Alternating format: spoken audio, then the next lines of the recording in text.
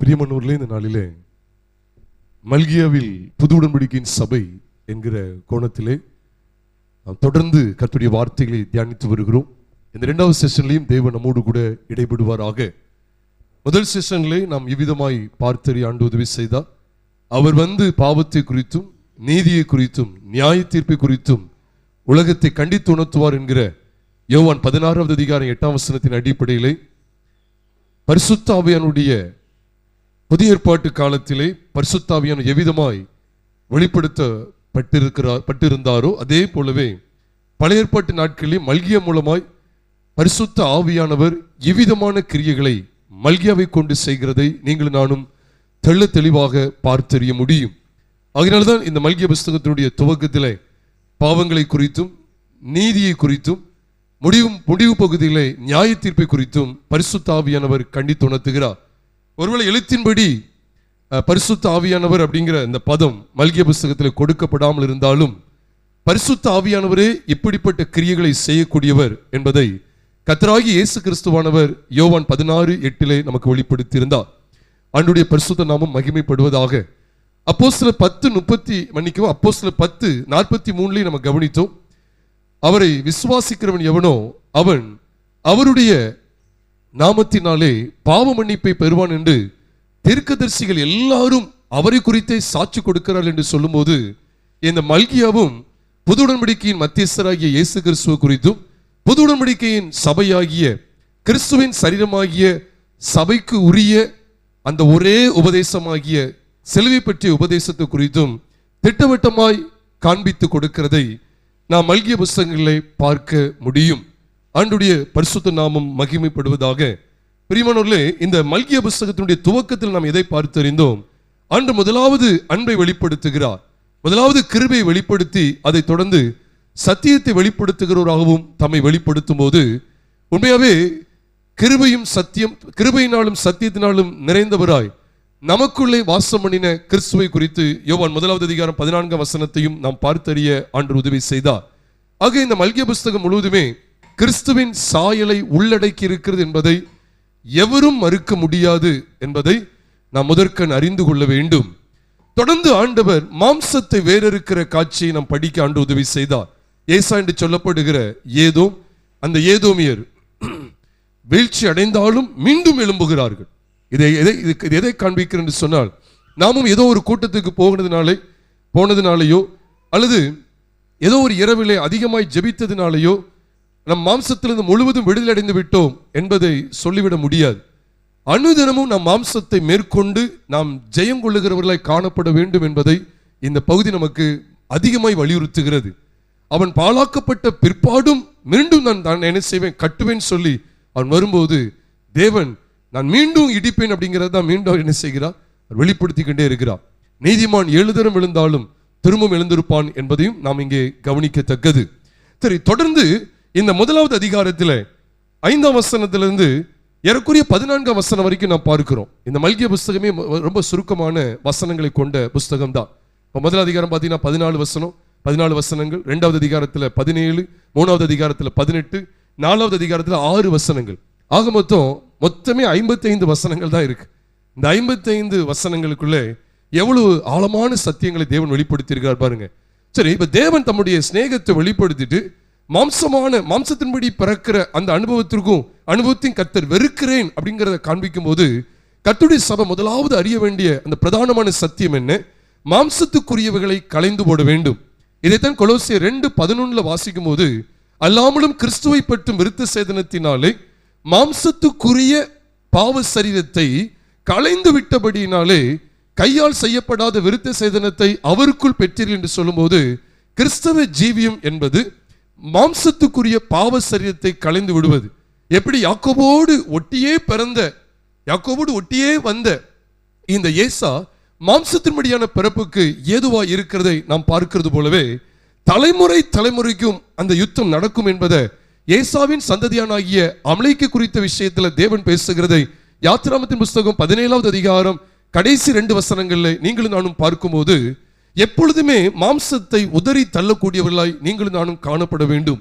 அதுதான் சபைக்கு இருக்கக்கூடிய அருமையான லட்சணம், அருமையான அழகு, அருமையான சாயல். ஆக மாம்சத்துக்குரிய காரியம் வெளிப்படுமையானால் அது உண்மையாவே கர்த்தருடைய சபை அல்ல. ஒருவேளை சில சமயங்களில் மாம்சம் என்னிலே கிரியை செய்கிறது என்று சொல்லும்போது நான் எதை வைத்து இந்த மாம்சத்தின் கிரியைகளை மேற்கொள்ள வேண்டும் என்றால் ரோமர் 6வது அதிகாரம் 6வது வசனம். அடிக்கடி நம்ம பிரசங்கத்தில் கேட்கக்கூடிய வார்த்தைகள். ரோமர் 6:6 சொல்லுகிறது, நாம் இனி பாவத்துக்கு ஊழியம் செய்யாதபடிக்கு பாவ சரீரம் ஒளிந்து போகும் பொருட்டாக நம்முடைய பழைய மனுஷன் அவரோட கூட சிலுவையில் அறையப்பட்டது என்று அறிந்திருக்கிறோம் என்கிற கர்த்தருடைய சபை அறிந்து வைக்க வேண்டிய விசேஷித்த சத்தியத்தை ரோமர் 6:6 நாம் பார்க்கும்போது ஏதோமியரை கர்த்தர் வெறுக்கிறார் என்கிற இந்த சிந்தை தான் கர்த்தருடைய சபைக்கு கட்டாயம் தேவை. அப்ப தேவன் என்னில் அன்பு கூறுவதனுடைய அடையாளமே என்ன? அன்று என்ன வெளிப்படுத்துகிறார்? ஏசா யாக்கோபுக்கு சகோதரன் அல்லவா என்று சொல்லும்போது உண்மையாவே தேவன் நம்மிடத்தில் அன்பு கூர்ந்ததற்கான அடையாளம் என்ன தெரியுமா? மாம்சத்தை கர்த்தர் வெறுத்து தள்ளுகிறார். அப்ப உண்மையிலே கர்த்தருடைய சபையாகிய கிறிஸ்துவின் சரீரமாகிய சபையிலே யாரெல்லாம் மாம்சத்தை வெறுக்கிற இடத்துல இருக்கிறார்களோ அவர்கள் எல்லாரும் கிறிஸ்துவின் சிலுவை பற்றிய உபதேசத்தில் நிலை கொண்டிருக்கிறார்கள். கிறிஸ்துடனே கூட தங்கள் பழைய மனுஷன் ஆதாம் மரித்து விட்டான் என்கிற அந்த வெளிச்சத்தை பெற்றவர்கள். அது மாத்திரம் இல்ல, தேவனால் நேசிக்கப்பட்டவர்கள் என்பதை நாம் கவனிக்க வேண்டும். இதைத்தான் நாம் நெகேமியாவின் புஸ்தகம் 13வது அதிகாரம் கடைசி பகுதியில் பார்க்கும்போது சாலமோன் எவ்வளவாய் தேவனால் நேசிக்கப்பட்டான் என்று சொல்லிட்டு என்ன சொல்றது தெரியுமா? அதுக்கப்புறம் அவன் கரைப்பட்ட பகுதியை காண்பிக்கிறான். அப்ப என்ன அர்த்தம் தெரியுமா? அப்ப தேவனால் நேசிக்கப்பட்டவன் மாம்சத்தினால் கரைப்படக்கூடாது. தேவன் நேசிக்கிறதனுடைய அடையாளமே என்ன? மாம்சத்தை உதறி தள்ள வேண்டும். மாம்சத்துக்கு உட்படாத சாலமோனை கர்த்தர் நேசித்தார்.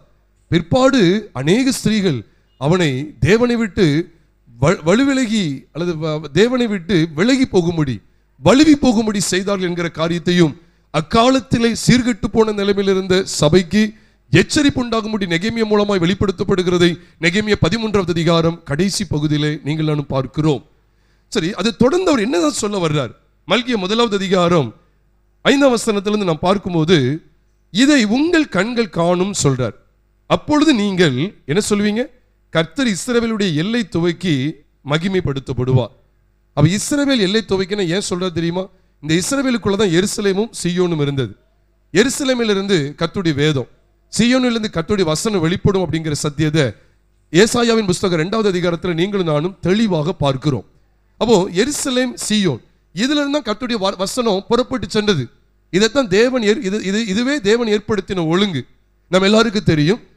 அதாவது லூக்கா எழுதின சுவிசேஷம் 24வது அதிகாரம் 47ஆம் வசனத்துல லூக்கா 24:47 சொல்லப்பட்டிருக்கிறது, அன்றியும் மனம் திரும்புதலும் பாவ மன்னிப்பும் எருசலேம் தொடங்கி சகல தேசத்தாருக்கும் அப்படி நாமத்தினாலே பிரசங்கிக்கப்பட வேண்டியதுன்னு சொல்லி லூக்கா எழுதின சுவிசேஷம் 24வது அதிகாரம் 47வது வசனத்துல நீங்கள் நான் வாசிக்க முடியும்.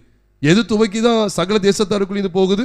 மீண்டும் சொல்லுகிறேன், அன்றியும் மனம் திரும்புதலும் பாவ மன்னிப்பும் எருசலேம் தொடங்கி சகல தேசத்தாருக்கும். பாருங்க, எருசலேம்ங்கிறது ஒரு பட்டணம் தான். அந்த ஒரு பட்டணத்திலிருந்து வெளிப்படுறது மனம் திரும்புதலும் பாவ மன்னிப்பும். நமக்காக இரத்த சிந்தப்பட்ட அந்த இடம் அங்க இருந்து துவக்கி சகல தேசத்தாருக்கும் அவருடைய நாமத்தினாலே முந்தி மன்னிக்கவும் அவருடைய நாமத்தினாலே பிரசங்கிக்கப்பட வேண்டியது சொல்லி அங்கே இயேசுவானவர் நம்முடைய சீஷர்களுக்கு காண்பித்து கொடுத்தார். ஆக இங்கே நாம் பார்க்கிறோம், இதை உங்கள் கண்கள் காணும், அப்பொழுது நீங்கள் கர்த்தர் இஸ்ரவேலுடைய எல்லை துவக்கி மகிமைப்படுத்தப்படுவார் என்பீர்கள். அப்போ இஸ்ரவேல் துவக்கி அவர் மகிமைப்படுத்தப்படுவார் என்ன தெரியுமா? சகல தேசங்களுக்குள்ளே அவர் மகிமைப்படுத்தப்பட வேண்டும். எப்படி மகிமைப்படுத்தப்படுவார்? ஏதாவது அங்கே எல்லா இடங்களையும் போய் எல்லா தேசங்களையும் போய் நல்ல பாட்டு பாடி ஆராதனை செய்து அப்படி மகிமைப்படுத்தப்படுவாரா? அப்படி இந்த இடத்துல பைபிளில் சொல்லலை. எப்பொழுது மகிமைப்படுத்தப்படுவார் சொல்றாரு? இதை உங்கள் கண்கள் காணும். எதை உங்கள் கண்கள் காணும்? எப்பொழுதும். நல்லா பாருங்க, 4ஆம் வசனத்துல சொல்றார் பாருங்க, ஏதோ என்ன சொல்றாங்க? நாம் எளிமைப்பட்டோம் ஆனாலும் பாலானவைகளை திரும்ப கட்டுவோம் என்று சொல்லுகிறார்கள். அதற்கு கர்த்தர், அவர்கள் கட்டுவார்கள், நான் இடிப்பேன். எல்லாம் பிரசன்ட் அட் பிரசன்ட்ல சொல்ற மாதிரியே சொல்றார். கட்டுவோம் என்கிறார்கள் என்று சொல்லுகிறார்கள். அது கர்த்தர், அவர்கள் கட்டுவார்கள், நான் இடிப்பேன். அவர்கள் துன்மார்க்கத்தின் எல்லை என்றும் அவர்கள் துன்மார்க்கத்தின் எல்லை என்றும் கர்த்தர் என்றைக்கும் சினம் வைக்கிற ஜனம் என்றும் சொல்லப்படுவார்கள். அதான் முதலில் சொன்னேன், என்றென்றைக்கும் கர்த்தர் அவங்களை எப்படிதான் பார்க்க, அவருடைய சினம், அவருடைய கோபம் அது மேல இருந்துகிட்டே இருக்கு. சரி, யார் மேல கோபம் இருக்குன்னு நம்ம முன்னால கூட தியானிச்சிருக்கிறோம். யோவான் எழுதின சுவிசேஷம் 3வது அதிகாரம் 36வது வசனத்துல, யோவான் சுவிசேஷம் 3வது அதிகாரம் 36ஆம் வசனத்துல எந்த ஜனத்தின் மேலதான் கோபம் இருந்துகிட்டே இருக்கும் தெரியுமா? குமாரனிடத்தில் விசுவாசமா இருக்கிறவன் ஜீவனை உடையவனா இருக்கிறானா, ஜீவனை கொண்டிருக்கிறான், ஜீவனை காண்கிறான். அவருடைய தேவனுடைய குமாரனிடத்தில் விசுவாசமா இராதவன், அதாவது குமாரனிடத்தில் அவரிடத்தில் விசுவாசமா இராதவனோ ஜீவனை காண்பதில்லை. தேவனுடைய கோபம், பார்த்தீங்களா, தேவனுடைய கோபம் அவன் மேல் நிலை நிற்கும். அவர் தேவனுடைய கோபத்துக்கு உள்ளான அந்த முதல் பகுதியை பார்க்கும்போது இந்த ஏதோமியர் எதற்கு அடையாளம் தெரியுமா? மாம்சத்தில் வைராக்கியம் உள்ளவர்கள், இவர்கள் கர்த்தராகிய இயேசு கிறிஸ்துவை விசுவாசத்தின் மூலமாய் ஏற்றுக்கொள்ளாதவர்கள். அதனால விளங்கிக்கங்க, அவரை விசுவாசிக்கணும். அப்ப அவரை விசுவாசியாத ஜனம், அப்ப அவரை விசுவாசிக்கிற ஜனம் யாக்கோபின் சந்ததி அறியப்படுகிறது. அவர் விசுவாசியாத மாம்சத்துக்குரிய ஏதோமியரோ ஏசாவின் வம்சத்தாரோ அவர்கள் தேவனுடைய கோபத்திற்கு ஏதுவானவர் என்பதை வேதம் காண்பிக்கிறது. இதை தேவனுடைய பிள்ளைகள் திட்டவட்டமாய் அறியணும். அதனால அவர் சொல்றார், இவர் எந்த ஜனமா ஏற்படுத்துறாரா? கர்த்தர் இது துன்மார்க்கத்தின் எல்லையாக அதை நியமிக்கிறாரு. கர்த்தர் என்றைக்கும் சினம் வைக்கிற ஜனம். என்றைக்குன்னா எத்தனை வருஷம்? என்றைக்குன்னா எத்தனை வருஷம் சொல்லுங்க? வருஷங்களே கணக்கிட முடியாது, சதா காலம். அப்போ ஏதோ நம்ம கூட்டத்துக்கு வரும்போது மட்டும் மாம்சத்தை கட்டுப்படுத்தி நான் இருந்துட்டேன், அப்படி சிலுவை பற்றி உபதேசத்தினால காத்துக்கொண்டேன், என்னுடைய மாம்சம் அவருடைய சிலுவையில் அறையப்பட்டிருக்குங்கிற மாம்ச எண்ணங்கள்லாம் அற்றவர்கள் நம்ம வாழ்ந்துட்டு இருக்கலாம் இப்போ. ஆனா இதை தாண்டி வெளியே போகும்போது, நாளைக்கு வியாழக்கிழமை, இன்னைக்கு நைட்டு, அது நாளைக்கு நான் தனிமையா இருக்கும்போது, அது நாளை மறுநாள் அல்லது அடுத்த வாரம் என்னுடைய மாம்சம் எனக்குள்ள எழும்புது அப்படின்னு சொன்னா, அப்பதான் நம்ம அந்த வசனத்தை வச்சு தான் மேற்கொள்ள வேண்டியது இருக்கு. கர்த்தர் என்றைக்கும் சினம் வைக்கிற ஜனமா யாரை பார்க்கணும்? மாம்சத்துக்குரியவனை பார்க்க வேண்டும். அதான் என்றென்றைக்கும், என்றைக்கும், தலைமுறை தலைமுறைக்கும், என்றைக்குங்கிற வார்த்தையை ஏதோமை குறித்து ஆண்டவர் சொல்றார். அப்ப இந்த மாம்சத்தின் கிரியைகளுக்கு விரோதமா கர்த்தர் எப்பொழுதும் சினம் வச்சிருக்கிறாரு. இந்த உணர்வு, இந்த வெளிப்பாடு இருந்துச்சுன்னா நான் ஒரு காலம் மாம்சத்துக்கு தாராளமா இடம் கொடுக்க மாட்டேன். பலவீனம் வர்றது வேறங்க, பலவீனம் வருகிறது வேற. ஆனா துணிகரம் தான் பயங்கர ஆபத்து. பலவீனம், ஐயோ நான் இடத்துல இப்படி நான் செய்யக்கூடாதுன்னு அது தேவனுக்கு தெரியும். நம்மளா இருதயத்தை கடினப்படுத்தி செய்யற துணிகரத்தையும் அவர் அறிகிறார். நம்முடைய திராணிக்கு மிஞ்சி, அல்லது ஒரு விதமா, திராணிக்கு மிஞ்சின்னு இல்லை, ஒரு விதமா ஐயோ நான் இதை செய்யக்கூடாது எவ்வளோ நினைத்தேன், ஒரு விதத்தில் நான் இப்படி இதில் விழுந்துட்டேன் அப்படிங்கிற அந்த பலவீனத்தை நம்ம சொல்ல பாருங்க, அதையும் அவர் அறிவார். அப்ப இதை நம்முடைய கண்கள் காணணும். எப்பொழுதுமே அவர் சினம் வைக்கிறார். அப்ப அன்றாட வாழ்க்கையில மாம்சத்துக்குரிய ஏதோமின் மேல கர்த்தர் சினம் வச்சுக்கிட்டே இருக்கிறார். இந்த வெளிப்பாடு எனக்கு இருந்துச்சுன்னா கண்கள் நிச்சயம், மாம்சத்தின் நிச்சயம், ஜீவனத்தின் பெருமையை வெளிப்படாது. அது சினம் வைக்கிறத நான் இன்னொரு இடத்துலையும் பார்க்க வேண்டியது இருக்கு. அதான் பார்த்தோம் யோவான் 3:36 யார் மேல கோபம் நிலை நின்றுகிட்டே இருக்கு? குமாரனிடத்தில் விசுவாசம் இருக்காதவன் மேல. அதனால இந்த ஏசாவை மாம்சத்துக்குரியவன் சொல்லி உங்களோடு பகிர்ந்து கொள்ளுகிறேன். இதை நம்முடைய கண்கள் கண்டிச்சுன்னா அப்பொழுது கர்த்தருடைய நாமம் எங்க இருந்து தொடங்கி மகிமைப்பட ஆரம்பிச்சிடும்? இஸ்ரவேல் துவக்கி. இந்த இடத்துல இஸ்ரவேல் சொன்னா எழுத்தின்படி எடுக்கக்கூடாது. நீங்க எழுத்தின்படியும் எடுங்க, தவறு கிடையாது. ஆனா நமக்கு இங்க இஸ்ரவேல் சொன்னா நம்ம என்ன இஸ்ரேல் தேசத்திலே வாழ்ந்துட்டு இருக்கோம்? அப்ப இஸ்ரேலுங்கிறது எதை குறிக்கி? சபையை குறிக்கி, பரிசுத்தமான எல்லை நிறைந்த சபையை குறிக்கி. அப்ப சபையில இருந்து கர்த்தர் மகிமைப்பட ஆரம்பிக்கிறார். பொதுவாகவே கர்த்தர் சபையில இருந்தா மகிமைப்படுவாருங்க. இதான் 100% உண்மை. ஆண்டுடைய பரிசுத்த நாம மகிமைப்படுவதாக. அதனால நீங்க ஒரு நூதனமான ஒரு உபதேசத்துக்குள்ள போயிடாதீங்க. நான் இப்பவும் சொல்றேன், பாடல் பாடி கர்த்தரை மகிமைப்படுத்தும் போது அவர் மகிமைப்படுகிறார். நான் இல்லைன்னு சொல்லவே இல்லை. ஏன்னா சங்கீதங்களினாலும் ஞான பாட்டுகளினாலும் கீர்த்தனைகளினாலும் ஒருவருக்கு ஒரு புத்தி சொல்லிக்கொண்டு உங்கள் இருதயங்களை கர்த்தரை பாடின்னு சொல்லிதான் எபேசியர் 5வது அதிகாரம் 17ஆம் வசனத்துல வாசிக்கிறோம். 17-18 கொலோசியர் 3வது அதிகாரத்திலையும் வாசிக்கும் போது அங்கேயும் அதே போல கர்த்தரை இருதயத்தில் பாடின்னு சொல்லி சொல்றார். அதுல எந்த தவறும் கிடையாது. ஆனா இந்த இடத்துல வேதம் என்ன சொல்லுதுன்னா, அவர் எவ்விதமாய் மகிமைப்படுத்தப்படுகிறார், இதை நம்முடைய கண்கள் காணணும். அனுதின வாழ்க்கையில ஒருவேளை ஒரு எதிர்பாளர்கிட்ட பேசும்போது அல்லது போனில் நான் பார்த்துட்டு இருக்கும்போது, அப்போ என்னுடைய மாம்சத்தை தூண்டக்கூடிய, என்னுடைய மாம்சத்தை கரைப்படுத்தக்கூடிய ஏதோ ஒரு இச்சையான காட்சியோ அல்லது இச்சையான காரியமோ எனக்கு எதிரிட்டு வரும்போது, அல்லது ஒரு இடத்துல யாரோ ஒருத்தங்க நிறைய பணம் வச்சிருக்காங்க, அந்த பணத்தை பார்க்கும் ஒரு பணத்தின் மேல ஒரு இச்சை வர ஏதுவான சூழ்நிலை இருக்கும்போதோ, நான் எப்பவுமே கர்த்தருடைய சினத்தை அங்கே என்ன செய்யணும்? என்றைக்கும் நான் பார்க்கணும், என்றைக்கும் பார்க்கணும், மறந்துடக்கூடாது. அது இருக்குன்னு தெரிஞ்சுக்கிட்டே போடுறது கிடையாது. எப்ப மகிமைப்படுமா? இதை உங்கள் கண்கள் காணும். இதை தேவ பிள்ளைகள் பார்க்கணும். அன்றாட வாழ்க்கையில ஏதோ சர்ச்சுக்கு போன ஜெபம் பண்ண வந்தேன்னு சொல்லி இருக்கக்கூடாது. பண ஆசை மேல தேவனுடைய சினம் இருக்கிறத நம்ம பார்க்கணுமா பார்க்கக்கூடாதா? பார்க்கணும். ஐயோ அந்த ஒரு பதவி கிடைக்க மாட்டேங்குது, அந்த பதவி ஆசை மேல கர்த்தருடைய சினம் இருக்கு. கண்களின் இச்சையில கர்த்தருடைய சினம் இருக்கா இல்லையா? நீங்க சொல்லுங்க. பைபிள் அப்படிதான் இருக்கு. அப்படிப்பட்ட ஒரு காட்சியை காணும் போதுதான் இஸ்ரவேல் துவக்கி அவர் மகிமைப்பட ஆரம்பிப்பார். கர்த்தருக்கு ஸ்தோத்திரம் உண்டாவதாக. சரி, ஆண்டவர் பாவங்களை கண்டிக்கிற விதத்துல 2 காரியங்களை இங்க கவனிக்கிறோம்.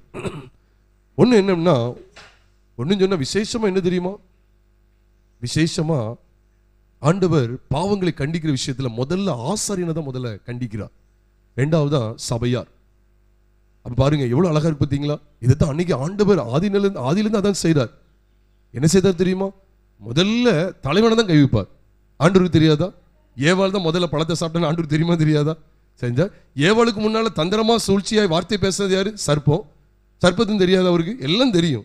ஆனா முதல்ல சபைக்கு தலையாகிய கிறிஸ்து அப்படின்னு சொல்றது போல இங்க மனைவிக்கு தலையாகிய புருஷன். அப்போ ஒரு தலைவன்கிற ஸ்தானத்தில் இருக்கக்கூடிய அந்த மனுஷன் தான் முதல்ல விசாரணை பண்ணார். இது எதை காண்பிக்க அப்படின்னு கேட்டா, ஏவாள் சபைக்கு அடையாளம், அப்படிதானே? ஆதாம் உண்மையிலே கிறிஸ்துவுக்கு முன் நிழல்.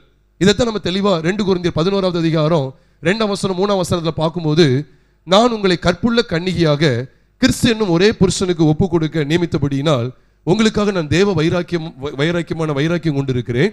ஆகிலும் சர்ப்பமானது தன்னுடைய தந்திரத்தினால் ஏவாளை வஞ்சித்தது போல உங்கள் மனதும் கிறிஸ்துவை பற்றி உண்மை நின்று விலகும்படி கெடுக்கப்படுமோ என்று பயந்திருக்கிறேன்.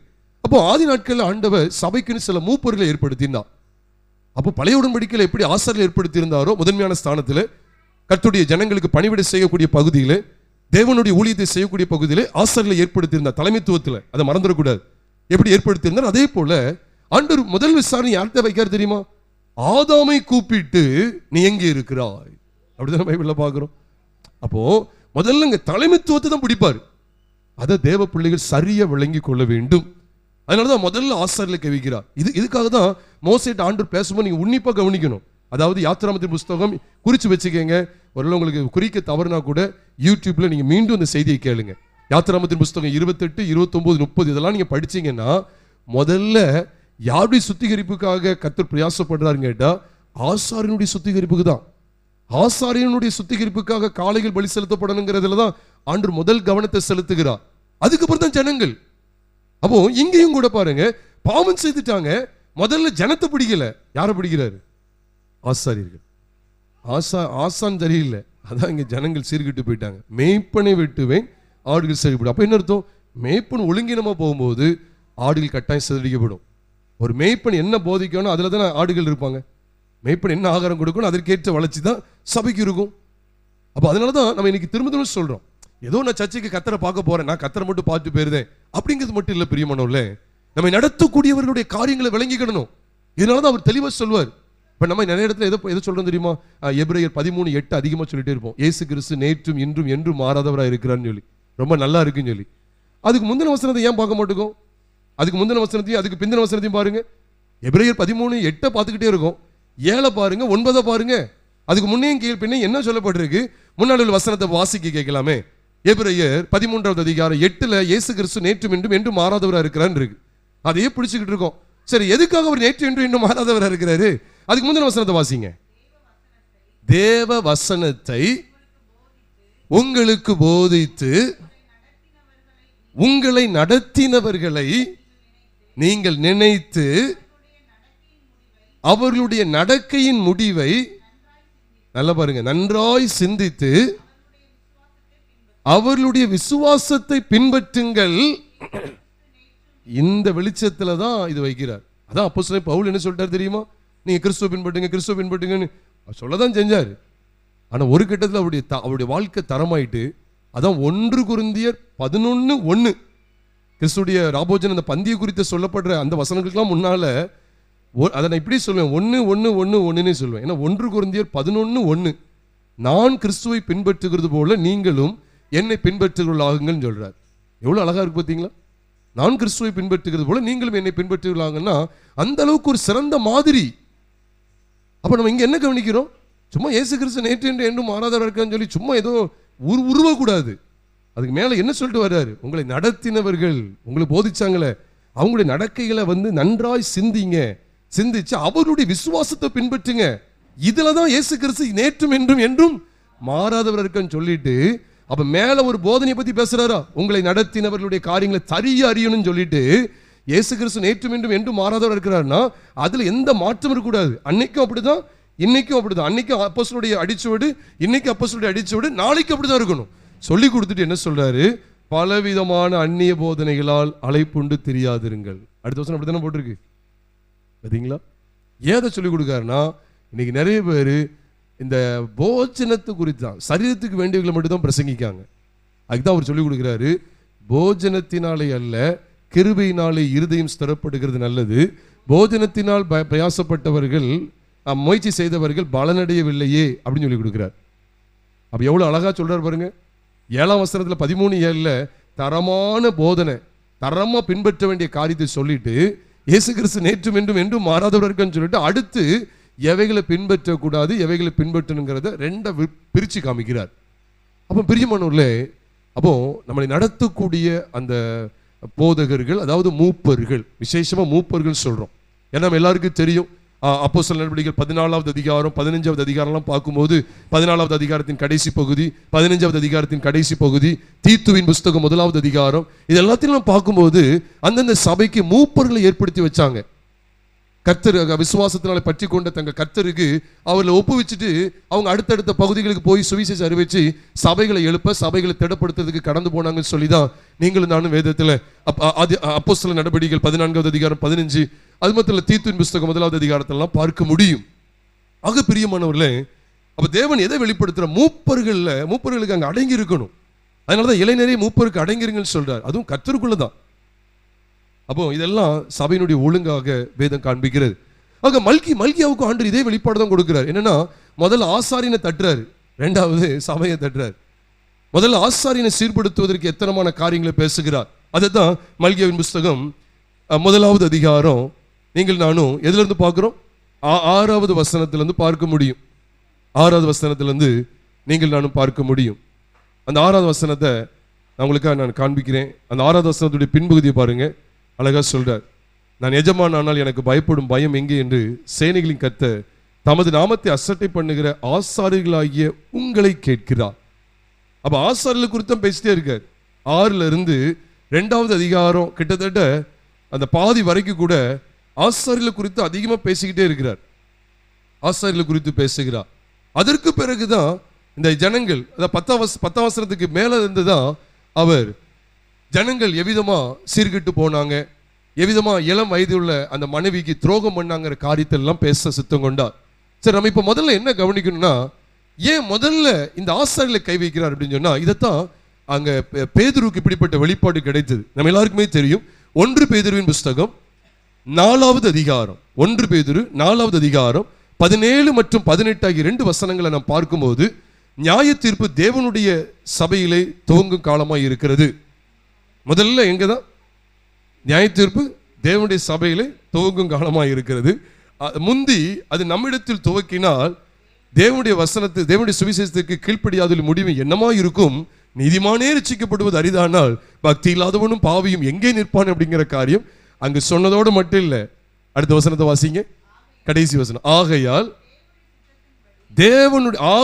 சொல்லிட்டு தேவனுடைய சித்தத்தின்படி பாடு அனுபவிக்கிறவர்கள் நன்மை செய்கிறவர்களாய் தங்கள் ஆத்துமாக்களை அவருக்கு ஒப்பு கொடுக்க கடவுள் சொல்லிட்டு, உங்களில் மூப்பரும் உடன் மூப்பனும், இதை சொல்லிட்டு 2ஆம் வசனத்தில் பாருங்க, உங்களிடத்தில் உள்ள தேவனுடைய மந்தையை நீங்கள் மேய்த்து கட்டாயமாய் அல்ல மனப்பூர்வமாயும் அவலட்சணமான ஆதாயத்திற்காக அல்ல உற்சாக மனதோடும் சுதந்திரத்தை இருமாப்பாய் ஆளுகிறவர்களாக அல்ல மந்தைக்கு மாதிரிகளாகவும் கண்காணிப்பு செய்யுங்கள். அப்படி செய்தால் பிரதான மேய்ப்பர் வெளிப்படும் போது மகிமை உள்ள வாடாத கிரீடத்தை பெறுவீர்கள். இப்போ சபை நடத்துகிற மூப்பர் தான் விசேஷமா கை வைக்கிறாரு. அதுதான் அங்க முக்கியமா கவனிக்கப்படத்தக்கது.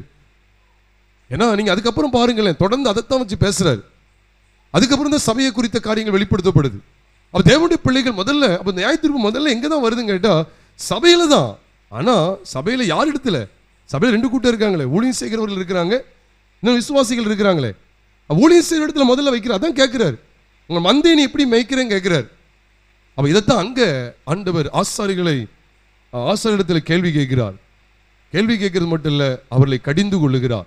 சரி, ஒட்டுமொத்தமான அந்த கடிந்து கொள்ளுதலும் எதை பற்றியதுன்னு கேட்டா முழுக்க முழுக்க பலிபீடத்தையும் பலிகளையும் சார்ந்தது. நீங்க மல்கியா 1வது அதிகாரம் 6ஆம் வசனத்திலிருந்து 14வது வசனம் வரைக்கும், அதாவது கடைசி வசனம் வரைக்கும் நீங்க பாத்தீங்கன்னா முழுக்க முழுக்க பலிகளை குறித்து, பலிபீடத்தை குறித்து, பலிகளை குறித்தே பேசுகிறார். பலிபீடம், பலிகள், காணிக்கைகள், இதை குறித்தே பேசுகிறார். ஏன் இதை குறித்து பேசுகிறார்? அப்போ ஆண்டவர் இந்த மல்கியா மூலமா முதல்ல இந்த சபைக்குள்ள அவர் தம்முடைய வார்த்தையை வெளிப்படுத்தும் போது எதுல தான் முதல்ல கை வைக்கிறார் பார்த்தீங்களா? பலிபீடத்துல தான் கை வைக்கிறார். இன்னைக்கும் அதுதான். அந்த நாட்கள்ல 2 நினைவுகளால குந்தி குந்தி நடந்த ஒரு கூட்டத்தை நீங்க நல்லா அறிவீங்க. எளிய நாட்களையும் கூட நடந்து நம்ம எல்லாருக்கும் தெரியும். ஒன்று ராஜாக்களின் புஸ்தகம் 18வது அதிகாரம் 21ஆம் வசனத்துல பார்க்கிறோம். எளிய சகல ஜனத்தண்டைக்கு முன்பாக வந்து, நீங்கள் எந்த மட்டும் 2 நினைவுகளால் குந்தி குந்தி நடப்பீர்கள் சொல்லி கேட்கிறார். ஒன்று ராஜாக்கள் 18வது அதிகாரம் 21வது வசனத்துல, கர்த்தர் தெய்வமானால் கர்த்தரை பின்பற்றி அவரை பின்பற்றுங்கள், பாகால் தெய்வமானால் அவனை பின்பற்றுங்கள் சொல்றார். 2 நினைவுகளால குந்தி குந்தி நடக்கிறாங்க.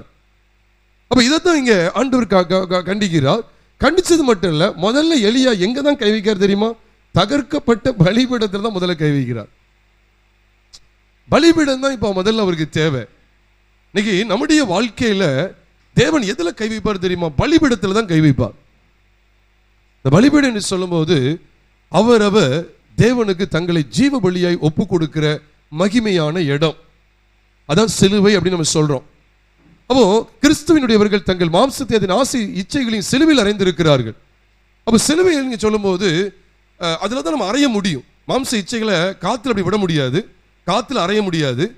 அதுல எங்க தான் அறைய முடியும்? அதுக்கு ஒரு பிம்பம் தேவை. அப்போ அந்த சிலுவை மரத்துல அறைந்திருக்கிறார்கள். அப்போ ஆண்டவர் முதல்ல கை வைக்கும் போது எதுல தான் கை வைக்கிறார் பாருங்க? ஆசாரியனுடைய பலிபீடத்தில் தான் கை வைக்கிறார். அப்போ இன்னைக்கும் இந்த மல்கியா மூலமா நம்மகிட்ட ஆண்டவர் பேசுறது தான், பலிபீடத்தில் தான் முதல்ல அவர் கை வைக்கணும். பிரியமானவர்களே, முதல்ல பலிபீடம் தான். நீங்க எல்லாருடைய ஊழியத்தையும் எடுத்து பாருங்களேன். செருபாபேல் மூலமா ஆண்டவர் செய்த ஊழியத்தை எடுத்து பாருங்க. ஆகாய் சகரியா மூலமா ஆண்டவர் வெளிப்படுத்தின தீர்க்கதரிசனங்கள் எல்லாத்தையும் எடுத்து பாருங்க. முதல்ல அவங்க எதுல கை வைப்பாங்க தெரியுமா? ஆலயத்தை கட்ட மாட்டாங்க, முதல்ல பலிபீடத்தை தான் கை வைப்பாங்க. நீ நல்லா பாருங்க, பைபிள்ல இருக்கிறதான்னு சொல்றேன். எஸ்ராவின் புஸ்தகம் 3வது அதிகாரம் 6ஆம் வசனத்தை பார்த்தா, 7ஆம் மாதத்துல அவர்கள் என்ன செஞ்சாங்களாம்? பலி செலுத்த தொடங்கினார்களாம். ஆலயத்தின் அஸ்திபாரம் இன்னும் போடப்படவில்லைன்னு போட்டிருக்கு. அப்ப தேவனுடைய முதல் நோக்கம் என்ன தெரியுமா? சிறைபிடிப்பிலிருந்து வந்த உடனே நீ பலிபீடத்துல கை வை.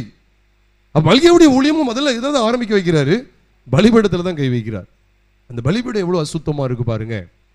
அப்போ பலிபீடம் அப்படின்னு சொல்லும் போது அது எதுக்கு அடையாளமா இருக்கு தெரியுமா? கர்த்தருக்குன்னு சுகந்த வாசனை வெளிப்படுத்தக்கூடிய ஒரு இடம். நம்ம எல்லாருக்குமே தெரியும்.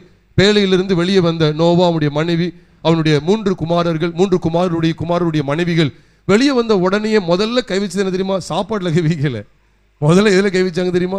பலிபீடத்துக்குள்ள தான் வந்தாங்க.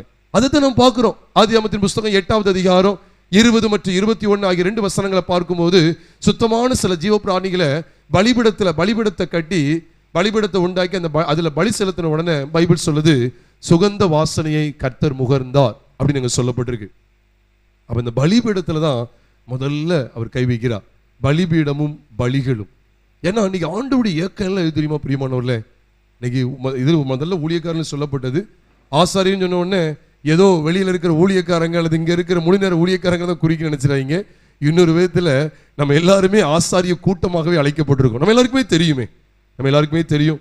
எங்க 1 பேதுரு 2வது அதிகாரம் 9ஆம் வசனத்துல, நீங்களோ அந்தகாரத்திலிருந்து நம்முடைய ஆச்சரியமான ஒளியிடத்திற்கு வரவழைக்கப்பட்டவருடைய புண்ணியங்களை அறிவிக்கும்படிக்கு தெரிந்து கொள்ளப்பட்ட ராஜரீக ஆசாரிய கூட்டமாயும் என்று சொல்லி வேதத்தில் எழுதப்பட்டிருக்கு. அது மட்டும் இல்ல, வெளிப்படுத்தல் 1வது அதிகாரம் 6ஆம் வசனத்திலையும் போட்டிருக்கு, நம்மிடத்தில் அன்பு கூர்ந்து நம்முடைய பாவங்களற நம்மை கழுவி நம்மை பிதாவாகிய தேவனுக்கு முன்பாக ராஜாக்களும் ஆசாரிகளும் ஆக்கின அவருக்கு மகிமையும் கனமும் உண்டாயிருப்பதாக அப்படின்னு சொல்லி, என்னடிக்கு மகிமையும் கனம் உண்டாயிருப்பதாக சொல்லி அங்கே எழுதப்படுகிறது. எங்க? வெளிப்படுத்தல் 1:6. அப்ப இன்னொரு இடத்துல பார்த்தா நம்மளையும் ஆண்டு ஆசாரிகளை பார்க்கிறாரா இல்லையா? கர்த்தருடைய ஊழியத்தை செய்யக்கூடிய ஆசாரில இருக்கிறோமா இல்லையா? இருக்கிறோம். அப்படி ரத்தத்தினாலே கழுவி. அப்ப நாமும் கூட பிரியமானவர்களே இதை கவனிக்கணும்.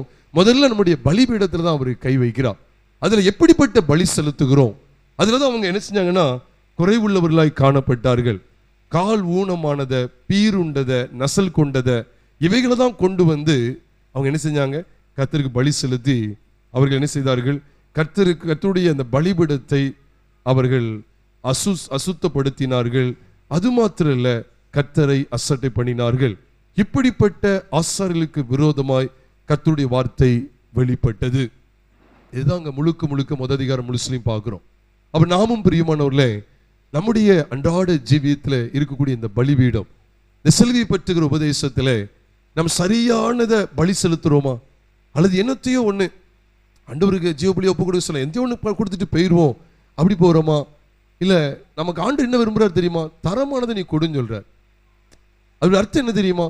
இப்ப நம்ம எதை நம்ம மாம்சத்துல விசேஷமா நிறைய விஷயங்களை கருதுகிறோம்.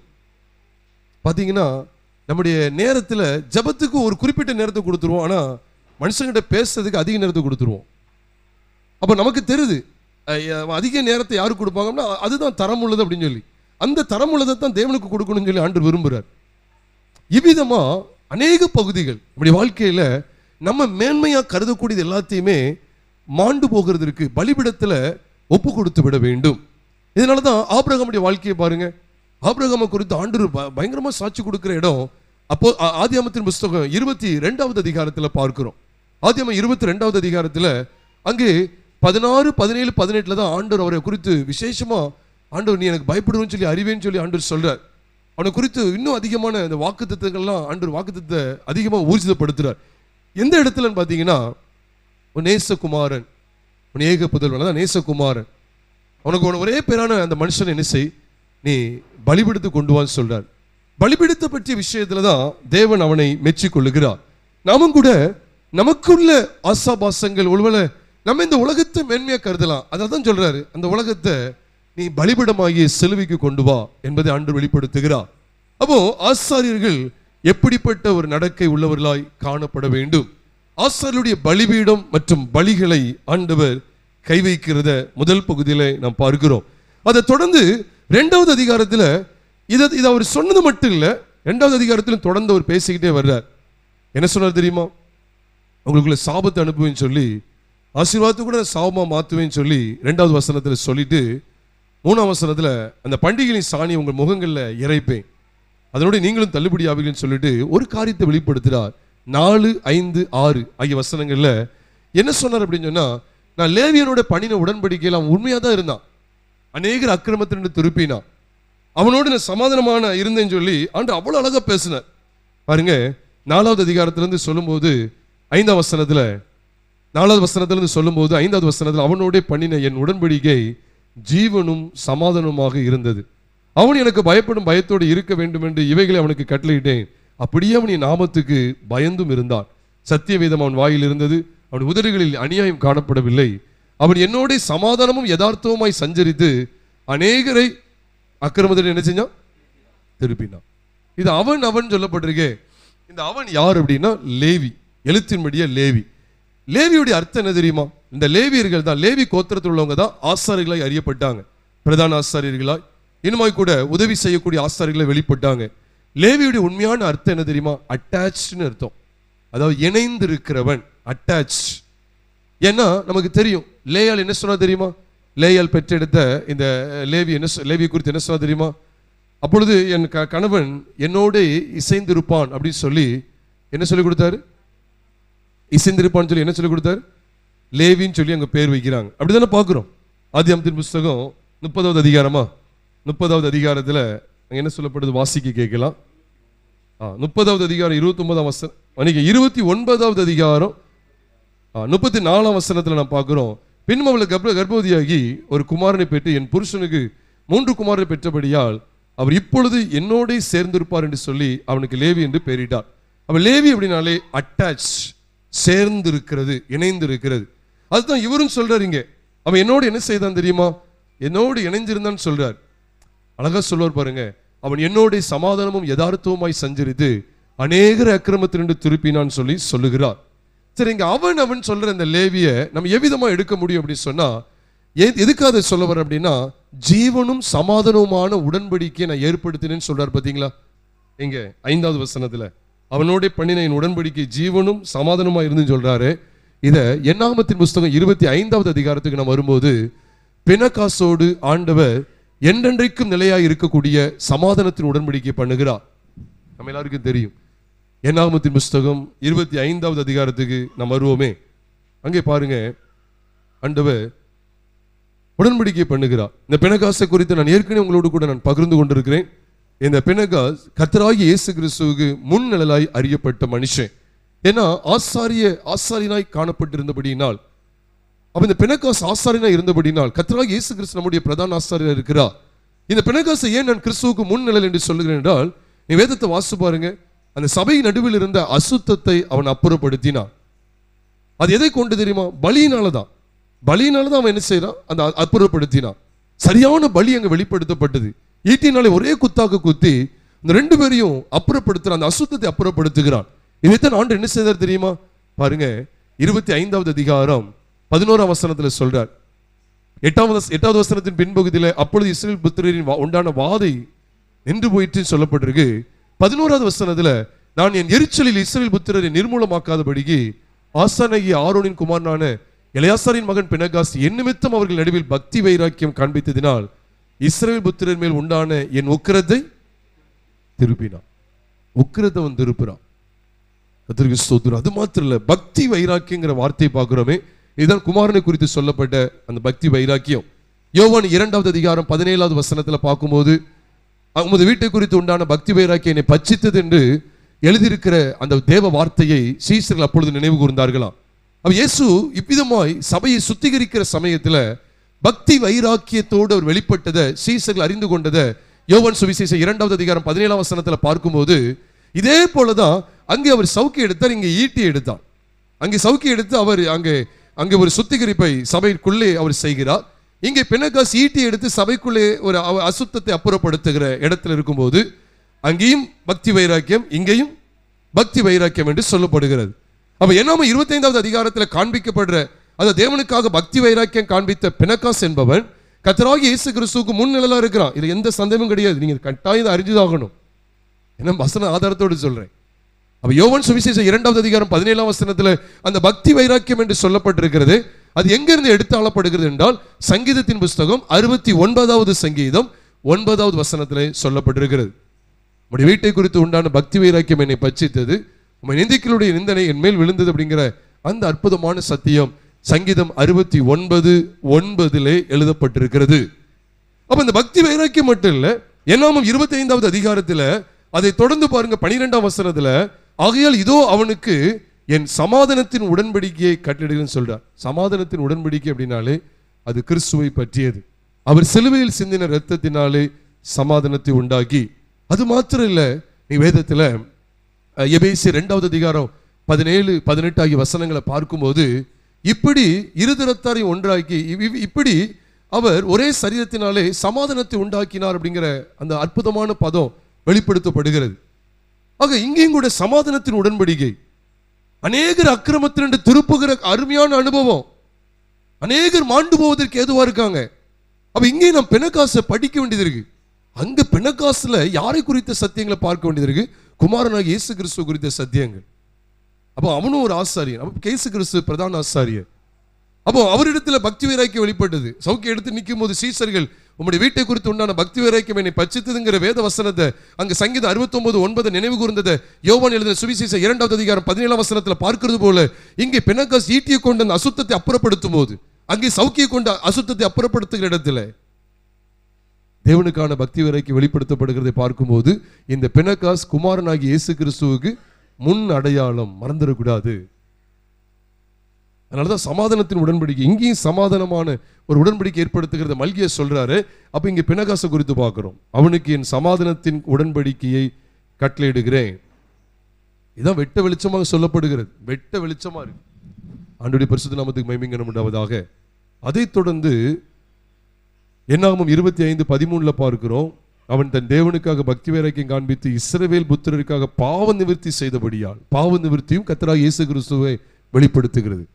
ஏனென்றால் 1 யோவான் 2வது அதிகாரம் 2ஆம் வசனத்திலே, நம்முடைய பாவங்களை நிவர்த்தி செய்கிற கிருபாதார பலி அவரே, நம்முடைய பாவங்களை மாத்திரமல்ல சர்வலோகத்தின் பாவங்களை நிவர்த்தி செய்கிற பலியா இருக்கிறார். அப்ப பாவ நிவர்த்தி செய்கிற இடத்துல அங்கே என்னாகமம் 25 பெனகாசை பார்க்கிறோம். புதிய ஏற்பாட்டில் பாவ நிவர்த்தி செய்கிற இடத்துல யாரை பார்க்கிறோம்? சொல்லுங்க, இயேசு கிறிஸ்துவை பார்க்கிறோம். அப்ப இந்த இயேசு கிறிஸ்துவுக்கு முன் நிழலா பெனகாஸ் வேதத்திலே காண்பிக்கப்பட்டான். அது மட்டுமா, இதே 13வது வசனத்துல, என்னாகமம் 25:13 வசனத்துல, அவனுக்கும் அவனுக்கு பின்பு அவன் சந்ததிக்கும் நித்திய ஆசாரிய பட்டத்துக்குரிய உடன்படிக்கை உண்டாயிருக்கும் என்று சொல் என்றார். நித்திய ஆசாரிய பட்டத்துக்குரிய உடன்படிக்கை. இந்த நித்திய உடன்படிக்கை சொல்லும்போது உண்மையாகவே எழுத்தின்படி பார்த்தால், எழுத்தின்படி பினகாஸ் ஆரோனுடைய ஆசாரித்துவத்தில் வந்த மனுஷன், அப்படிதானே? ஆரோனுடைய ஆசாரிய முறைமையிலே ஆசாரியனான இந்த பினகாஸ் நித்திய உடன்படிக்கை சுதந்திரிக்கிறது எப்படி? ஆரோனுடைய ஆசாரித்துவம் மாற்றப்பட்டதுன்னு சொல்லி எபிரேயர் 7வது அதிகாரத்தில் பார்க்கிறோமே. அப்ப அந்த ஆசாரித்துவம் அல்ல, யூதா கோத்திரத்திலிருந்து வேறொரு ஆசாரியர் எழும்ப வேண்டியது என்ன? மெல்கிசேதேக்கின் முறைமையின்படியான பிரதான ஆசாரியராய் கிறிஸ்து இயேசு வெளிப்பட்டார் என்கிற சத்தியத்தை நீங்களும் நானும் திட்டவட்டமாய் அறிவோம். அப்ப நித்திய ஆசாரிய பட்டத்துக்குரிய உடன்படிக்கைன்னு சொன்னா அப்ப யாரை குறித்து ஆண்டவர் பேசிட்டு இருக்காருங்க? ஏதோ பினகாசன் நினைச்சிடக்கூடாது. கர்த்தராகிய இயேசு கிறிஸ்துவுக்கு முன் அடையாளமான தீர்க்க தரிசன வார்த்தைகள், இது எந்த சந்தேகமும் கிடையாது. அப்படி பார்த்தா பினகாசுடைய ஆசாரித்துவம் தான் ஒரு கட்டத்தில் முடிஞ்சிட்டு. எழுத்தின்படி பார்த்தா நித்திய ஆசாரியத்துக்குரிய அந்த பினகாசுடைய நித்திய ஆசாரியத்துக்குரிய ஆசாரிய பட்டயத்துக்குரிய உடன்படிக்கை ஆண்டவர் பினகாசுல ஏற்படுத்தி இருந்தால், பினகாசுடைய அந்த ஆரோனுடைய ஆசாரித்துவத்தின் முறைமை என்னென்னைக்கு சதா காலங்கள் இருக்கணுமே, அந்த முறைமை மாற்றப்பட்டது என்று சொல்லி பார்க்கிறோம். மெல்கிசேதேக்கின் முறைமையின்படியான பிரதான ஆசாரித்துவத்தை நீங்களும் நானும் எபிரேயர் 7வது அதிகாரத்தில் விசேஷமாய் படிக்க முடியும். ஆக தேவனுடைய பிள்ளைகள், இந்த வெளிச்சத்தை தான் அங்கே மல்கிய 2வது அதிகாரத்தில் ஆவியானவர் நமக்கு காண்பித்து கொடுக்கிறார். அப்ப மல்கிய 2வது அதிகாரத்தில் ஆசாரியர்களை ஆண்டவர் இங்கே கடிந்து கொள்ளுகிறார். எதை வச்சு கடிந்து கொள்றான்னு கேட்டா, ஆரம்பத்தில் லேவியன் இடத்துல எப்படி நடந்து கொண்டான் அப்படி சொல்றார். அப்ப இன்னைக்கும் நல்லா கவனிங்க, இது எதுக்கு ஒப்பனையா இருக்கு அப்படின்னு சொன்னா, இதே போலதான் மெல்கிசேதேக்கின் முறைமையின்படி ஏற்படுத்தப்பட்ட ஆசாரித்துவத்திலே, பிரதான ஆசாரியராகிய கிறிஸ்துவிலே, அவருக்குள்ளாக ஏற்படுத்தப்பட்ட அந்த அப்போஸ்தல ஊழியத்திலே எவ்வளவு சாரம் இருந்தது, எவ்வளவு தரம் இருந்தது. அந்த தரத்தை இக்கால சபைகள் விட்டுவிட்டது என்பதை காண்பித்து கொடுப்பதற்கு அடையாளமாய் அன்றைக்கு அவர் அந்த ஆசாரித்துவத்துடைய காரியங்களை வெளிப்படுத்தி சொல்லுகிறார். அப்ப பழைய உடன்படிக்கையுடைய ஆசாரித்துவத்தை வைத்து மல்கிய நாட்களில் வாழ்ந்த ஜனங்கள் தேவனால் அங்கே எச்சரிக்கப்பட்டார்கள். இன்னைக்கும் அந்த பகுதி எதுக்கு அடையாளமா இருக்கு? இதே போலதான் ஆரம்பத்தில், அதாவது மெல்கிசேதேக்கின் முறைமையின்படி ஏற்படுத்தப்பட்ட அந்த ஆசாரித்துவ முறைமையிலே காணப்பட்டிருந்ததான, போதித்து வந்ததான அப்போஸ்தலர்கள், அவருடைய அடிச்சுவடுகள் இன்றைக்கு விடுபட்டு விட்டது. அவருடைய அடிச்சுவடுகள் எடுபட்டு போய்விட்டது. அப்படிங்க கவனிங்க, மல்கியா எதை வைத்து தற்காலத்தில் இருந்த ஆசாரியர்களை அதட்டுகிறார் அப்படின்னு சொன்னா, தற்காலத்தில் உள்ள ஆசாரிகளை கண்டிக்கிறார் அப்படின்னு சொன்னா, அக்காலத்தில் உள்ள ஆசாரியன் எப்படிப்பட்ட ஒரு தேவனுக்காக வைராக்கியமா இருந்தான், எவ்விதமான உடன்படிக்கை தேவன் ஏற்படுத்தி இருந்தார், அக்கிரமத்திலிருந்து அநேகரை திருப்பினான். ஆனா இன்னைக்கு முழுசும் ஆசாரிகள் அக்கிரமத்தில் நிறைந்திருக்கிறார்கள். அன்னைக்கு அவன் என்னோடு தேவ சமூகத்தில் காத்திருந்த, இன்னைக்கு ஜெபமும் கிடையாது. என்னையும் சேர்த்தான் சொல்றேன், நம்ம எல்லாரும் ஜெபத்தில் வைராக்கியம் கொண்டவங்களா இருக்க வேண்டியது இருக்கு. அன்னைக்கு அப்போஸ்தலர் எந்த ஸ்டாண்டர்ட்ல இருந்தாங்க தெரியுமா? நாங்களோ எங்க அப்போஸ்தலர் 6வது அதிகாரம் 4ஆம் வசனத்துல, நாங்களோ ஜெபம் பண்ணுதலிலும் வசனத்தை, வேத வசனத்தை உபதேசிப்பதில் போதிப்பதிலும் உறுதியாய் இருப்போம், உறுதியாய் தரித்திருப்போம் சொன்னாங்க. இன்னைக்கு அப்படி இல்லை. ஏதோ கிடைச்சதை பார்த்துக்கிட்டு, ஒத்த வாக்கியத்தில் எதையா பார்த்துக்கிட்டு, உண்மையிலே சொல்ல ஒத்த வாக்கியத்தை பார்த்து பார்த்து பழகிற உண்மையிலே சபைக்கு செத்த வாக்கியத்தை கொடுப்பான்னு அப்படி கூட சொன்னாலும் சொல்லியிருக்கிறேன்.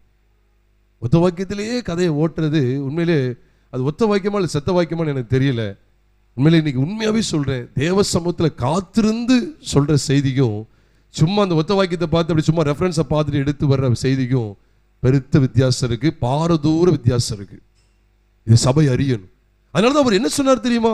அக்கிரமத்திலிருந்து திருப்பணும்னா என்ன நடக்கணும் தெரியுமா? அழகா சொல்லிக் கொடுக்கிறார். ஆரம்பத்தில் அவன் எப்படி செஞ்சான்னு சொல்லி கொடுக்கிறார். மல்கிய 2வது அதிகாரம் 6ஆம் வசனத்தின் பின்பகுதியை பாருங்க. 6ஆம் வசனத்தில் அழகா போட்டிருக்கு, சத்தியவசனம் அவன் வாயில் இருந்தது, அவருடைய உதடுகளில் அநியாயம் காணப்படல. அப்ப சாட்சி உள்ள வாழ்க்கையை பத்தி பேசுறாரு, பரிசுத்த ஜீவியத்தை பத்தி பேசுறாரு. அதோடு மட்டும் இல்ல, நீங்க அது மட்டும் தான் ஒரு பகுதியை மட்டும் பிடிச்சுக்கிறாங்க இல்ல, அது மட்டும் இல்ல, அதனோடு தொடர்ந்து ஜெப வாழ்க்கையும் இருந்தது. அதான் சொல்றார், அவன் என்னோட சமாதானமும் யதார்த்தவுமாய் சஞ்சரித்து.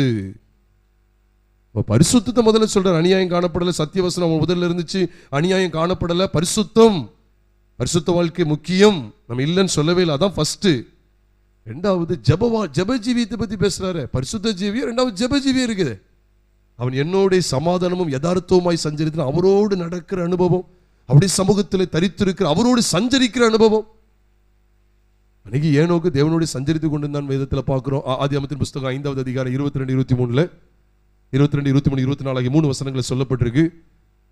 நோவை குறித்து வேதம் சொல்லும் போது ஆதியாகமத்தின் புஸ்தகம் 6வது அதிகாரம் 8 மற்றும் 9 ஆகிய வசனங்களை பார்க்கும்போது நோவா தற்காலத்து அவனுடைய காலத்துக்குள்ளே நீதிமானும் உத்தமனுமா இருந்தான். நோவா தேவனோடு சஞ்சரிக்கிறவனுமா இருந்தான் என்று வேதத்தில் பார்க்கிறோம். தேவனோடு கூட சஞ்சரிக்கிற அனுபவம், அதான் முதல்ல பரிசுத்தம், ரெண்டாவது தேவனோடு சஞ்சரிக்கிற அனுபவம். இந்த 2 அனுபவம் சேர்ந்து அநேகரை அக்கிரமத்திலிருந்து திருப்பி விட்டது. அன்னைக்கு பெண்டெகாஸ்ட் தேவனுக்கா வைராக்கியம் பாராட்டுற இடத்துல நான் பார்க்கும்போது அநேகர் அக்கிரமத்திலிருந்து திருப்பி விடுகிறது. நாமும் இந்த இடத்துல சிந்திக்கணும் பிரியமானவர்களே. அப்ப அப்போஸ்தலருடைய அடிச்சுவடை இக்கால ஆசாரியர்கள் விட்டு விட்டார்கள் அப்படிங்கிறத தேவன் கண்டித்து உணர்த்துகிறார். இன்னைக்கு நம்ம தேவ பிள்ளைகளாகிய நாம் இது நன்கு அறிந்து செயல்பட அழைக்கப்பட்டிருக்கிறோம். மல்கியா மூலமா என்ன வேத வார்த்தை வெளிப்படுத்தப்படுது அக்கால சபைக்கு? அதை தொடர்ந்து இக்கால சபைக்கு என்ன தெரியுமா? ஆரம்பத்தில் பூர்வத்திலே வாழ்ந்த லேவியர்கள் எப்படி இருந்தார்கள், பூர்வத்திலே வாழ்ந்த பூர்வத்திலே காணப்பட்டிருந்ததான மகிமையாய் காணப்பட்டிருந்ததான ஆசாரித்துவம் எப்படி இருந்தது, பூர்வத்திலே எவ்வளவு மகிமையான கிரியைகள் நடந்தது, அதை காண்பித்து கொடுத்து தற்காலத்தில் உள்ள ஆசாரியர்களுடைய அவலட்சணத்தை வெளிப்படுத்துகிறது மட்டுமல்ல, கண்டித்து உணர்த்தப்படுகிறது. தேவ பிள்ளைகள் இப்பொழுதும் இந்த மல்கியா மூலமா நம்ம எதை அறிகிறோம் அப்படின்னா, ஆதி அப்போஸ்தலருடைய அடிச்சொல் எப்படி இருந்தது தெரியுமா? தேவனுக்காக வெகு பக்தி வைராக்கியமாய் வாழ்ந்தார்கள். நாமும் கூட எப்படிப்பட்ட விதத்தில் தேவனை ஆராதிக்கிறோம், தேவனுக்கு பணிவிடை செய்கிறோம், நாமும் கூட ஆதி அப்போஸ்தலருடைய அடிச்சோடுகளை பின்பற்ற அழைக்கப்பட்டிருக்கிறோம் என்பதை இங்கே கர்த்தருடைய வேதம் நமக்கு காண்பிக்கிறது. அது மாத்திரம் இல்ல, அதனை தொடர்ந்து ஆண்டவர் இங்கே ஒரு காரியத்தை, ஜனங்களுடைய காரியங்களை இங்கே காண்பிக்கிறார். 11வது வசனத்தை நாம் வாசிக்க கேட்கலாம். 11வது வசனம். யூதா ஜனங்கள் இப்பதாங்க வர்றாரு. எங்க வர்றாரு? ஜனங்களுக்குள்ளே வர்றார். சபை ஆசாரியருடைய காரியங்கள் காண்பிக்கப்படுது. இரண்டாவது, யூதா ஜனங்கள் துரோகம் பண்ணினார்கள்.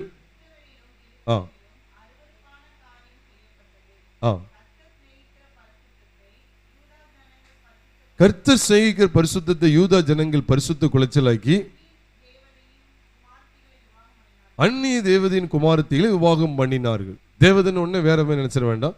அந்நிய கிரியைகளை வழிபடுகிறவர்களுடைய சந்ததியினரை அவர்கள் விவாகம் பண்ணினார்கள். இங்கே பலிபீடத்தை தொடர்ந்து, பலிபீடம் மற்றும் பலிகளை தொடர்ந்த அந்த சத்தியங்களை தொடர்ந்து ஆண்டவர் என்ன வெளிப்படுத்தினார்? அக்கால ஆசாரித்துவத்தை போல இக்காலத்தில் அந்த ஆசாரித்துவம் இல்லாமல் போயிட்டே அப்படிங்கன்னு ஆண்டவர் தமது பாரத்தை வெளிப்படுத்துகிறார். ஏன்னா எல்லா இடத்துலையும் இங்கே பாரம் தான் படிக்கணும். ஏன்னா முதல் வசனம் ஆரம்பிக்கும் போது என்னதான் சொல்லிட்டாரு? கர்த்தர் சொன்ன வசனத்துடைய பாரம் தான் அது. அந்த பாரத்தை தான் ஆண்டு வெளிப்படுத்திட்டே இருக்கிறார். அப்போ ஆசாரியத்தில் என்ன பாரத்தை வெளிப்படுத்தினா, இப்போ அக்காலத்தில் ஆசாரியன் எப்படி இருந்தான் தெரியுமா? அவன் எப்படியா என்னோடு சஞ்சரித்தான் தெரியுமா? அவனிடத்துல எவ்வளவு பரிசுத்தம் இருந்தது தெரியுமா? அவன் எவ்வளவாய் என்னோடு சஞ்சரித்தான், அவன் எவ்வளவாய் அநேகரை அக்கிரமத்தினோடு திருப்பினான், அவனுடைய உதடுகள் வேதத்தை காக்கணுமே. இதெல்லாம் ஆண்டவர் தெளிவா பேசி அக்காலத்தில் இருந்த அந்த ஆசாரித்துவத்தை காமிச்சு கொடுத்து, அக்காலத்தில் அந்த உயர்தரமாய் காணப்பட்டிருந்த ஆசாரியனை காண்பித்து கொடுத்து தற்காலத்தில் உள்ள ஆசாரித்துவத்தை ஸ்டடி பண்றாரு. இன்னைக்கும் எப்படிப்பட்ட சத்தியம் தேவை அப்படின்னா, பூர்வத்தில் அப்போஸ்தலர் தீர்க்கதரிசிகள் எவ்விதமாய் வாழ்ந்தார்கள், புது உடன்படிக்கையின் சபையிலே ஏற்படுத்தப்பட்ட ஆசாரித்துவம் எவ்விதமாய் இருந்தது, இதை நம்ம படித்து படித்து படித்து இக்கால ஆசாரித்துவ முறைமையை சரிபடுத்தணும். இக்கால ஆசாரிய ஊழியத்தை ஸ்டடி பண்ணணும். கர்த்தருடைய பரிசுத்த நாம மகிமைப்படுவதாக. ரெண்டாவது, இப்ப ஜனங்களுக்குள்ள வர்றார். இதுதான் ஆண்டு ஆரம்பத்திலிருந்து செய்து வர்றார். இப்ப நெகேமியாவும் இதைத்தான் செஞ்சார். நீங்க நெகேமியா புஸ்தகம் 13வது அதிகாரத்தை வீட்டில் போய் வாசு பாருங்க, உங்களுக்கு தெரியும். துவக்கத்தில் வந்த உடனே யாரை கைப்பார் தெரியுமா?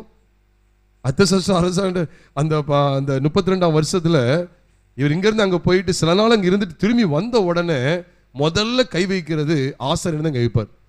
பிரதான ஆசாரியனாகிய எலியாசிப்பை பிடிப்பார். அவனுக்குள்ள இருக்கிற அந்த அறையில தொபியா உள்ள இருக்கான். அப்ப ஆசாரிய ஊழியத்தை அங்க முதல்ல பிடிக்கிறார். நீ எப்படி இந்த அறிவிப்புகளை இடம் கொடுக்கலாம்னு சொல்லி தட்டுமுட்டை எல்லாத்தையும் வெளியே எரிஞ்சிருவார். அதைத்தான் நெகேமியா 13வது அதிகாரம் 6, 7, 8, 9, 10 ஆகிய வசனங்களை பார்க்கிறோம். அதை தொடர்ந்து வரும்போது தான் ஜனங்களுடைய அருவருப்பை வெளியரங்கமாக்குறார். அதுல விசேஷம் என்ன அப்படின்னு கேட்டா, இதைத்தான் இங்க படிக்கிறோம். அவங்க அந்நிய தேவதையின் குமாரத்திகளை விவாகம் பண்ணினார்கள். இல்ல நம்ம ரெண்டு விஷயங்களை கவனிக்கணும். இப்போ இதான் திருமண காரியத்தை குறித்த காரியம். நல்லா கவனிங்க. எனது விசேஷமா நம்ம சொல்லப்பட வேண்டிய ஆலோசனைகள் திருமணத்தை பற்றிய விஷயத்துல. நான் உண்மையிலே சொல்றேன், நான் முன்னாட்கள்ல கொஞ்சம் வளைஞ்சு நெளிஞ்சு கொடுத்து அப்படி போறது உண்டு. இப்ப அப்படி இல்லை. திருமணத்தை பற்றிய விஷயத்துல கர்த்தருடைய பிள்ளைகளுக்கு தெளிவு இருக்க வேண்டும். அந்நிய நுகத்திலே அவிசுவாசியுடன் பிணைக்கப்படாதிருப்பீர்களாக. தெளிவா இருக்கு. கிறிஸ்துவுக்கும் பேலியாளுக்கும் இசைவேது, நீதிக்கும் அநீதிக்கும் சம்பந்தம் ஏது, ஒளிக்கும் இருளுக்கும் ஐக்கியம் ஏது, தேவனுடைய ஆலயத்துக்கு விக்கிரங்களுக்கும் சம்பந்தம் ஏது, இதெல்லாம் பேசுறார். சொல்லிட்டு தான் அங்க, அதாவது 2 கொரிந்தியர் 6வது அதிகாரம் 2 கொரிந்தியர் 6வது அதிகாரம் 13, 14, 15 ஆகிய வசனங்கள் 16 வரைக்கும் இப்படி சொல்லிட்டு 16ஆம் வசனத்தின் முடிவில் சொல்றாரு, நீங்களே ஜீவனுள்ள தேவனுடைய ஆலயமா இருக்கிறீர்களே. அப்ப நம்ம தேவனுடைய ஆலயமா இருக்கிறோம். நான் சொல்றேன், அதாவது ஜாதி பார்க்க கூடாது, திருமண விஷயங்கள்ல ஜாதி பார்க்க கூடாது, வரதட்சணை எதிர்பார்க்க கூடாது. இந்த மாதிரி கூட வேற எந்த அவங்க கருப்பா இருக்காங்க, ஒல்லியா இருக்காங்க, அப்படி இருக்கு இப்படி இருக்கு, எந்த இதுவும் பார்க்க கூடாது. கிறிஸ்துவுக்குள்ள அவங்க எப்படி இருக்கிறாங்க அதுதான் பிரதானமாய் பார்க்கப்பட வேண்டியது. ரெண்டாவது, ஒருவேளை ஒரே ஈக்குவலா அவங்க வேலை செய்யறாங்க, நம்ம வேலை செய்யறோம், அதோடைய காரியங்களை நீங்க கலந்து பேசல, தவறு கிடையாது. ஆனா பிரதானமா பார்க்க வேண்டிய பகுதி கிறிஸ்துவுக்குள்ளே இருக்கிறார்களா, அதான் முக்கியம். பாருங்க, அந்நிய தேவதையின் குமாரத்திகள் விவாகம் பண்ணிட்டாங்க. இந்த விவாகத்தில் கூடிய காரியங்களை தான் ஆண்டவர் முதல்ல என்ன செய்யறாருன்னா கண்டிக்கிறார். பொதுவா அந்த நீங்க ஆதியாகமத்தின் புத்தகம் 6வது அதிகாரத்தில் பாத்தீங்கன்னா, தேவகுமாரர் மனுஷகுமாரத்திகள் மிகுந்த சௌந்தரியம் உள்ளவர்கள் என்று கண்டு, அதிக சௌந்தரியம் உள்ளவர்கள் என்று கண்டு அவர்களை பெண்ணு எடுக்காங்க பாருங்க. அப்பதான் ஆண்டு சொல்ல, என் ஆவி எப்பொழுதும் என்னன்னைக்கு மனுஷனுடைய போராடுவதில்லைன்னு சொல்லி மனுக்குலத்தை அழிக்க சித்தம் கொள்றார். கரைப்படுது. தேவபுத்திரர் மனுஷகுமாரத்தினோடு இணையக்கூடாது. தேவபுத்திரர் தேவபுத்திரிகளை தான் முடிக்கணும். என்னது, தேவ புத்திரிகள் தேவ குமாரத்திகள் தேவ குமாரரை தான் திருமணமாக முடிக்கணும். அது ஒரே சபையாக இருந்தால் கூட பிரச்சனை கிடையாது. அது எத்தனை பேரும் பேசிட்டோம், லோ மேரேஜ் பேசினாலும் பேசிட்டு போட்டோம். சில இடத்துல ஒரே இதில் முடிக்க விரும்ப மாட்டாங்க. நான் சபைக்கு ஆட்கள் வேணும் போல, அதை வெளிப்படையாக சொல்லிட வேண்டியதானே. ஆனால் அதுக்காக இதை நம்ம ஊக்குவிக்கிறது கிடையாது.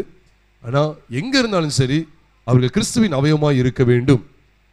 எதுக்கு தெரியுமா? இந்த திருமண காரியத்தை குறித்து ஆண்டவர் சொல்லி, அதை தொடர்ந்து திருமணத்தில் அவர்கள் இளம் வயதுள்ள மனைவிகளுக்கு அந்த நாட்களில் துரோகம் செய்துக்கிட்டு இருந்தாங்க. இன்னைக்கு என்ன ஆயிட்டு தெரியுமா? ஒரு 3 மாசம் வாழ்க்கை தான் நினைச்சிட்டு இருக்காங்க, திருமண வாழ்க்கை. அதனால தான் அந்த நாட்களில் இளம் வயதுள்ள மனைவிக்கு துரோகம் பண்ணாங்க. அப்போ திருமணத்தை குறித்து எவ்வளோ ஜாக்கிரதையாக இருக்கணும்.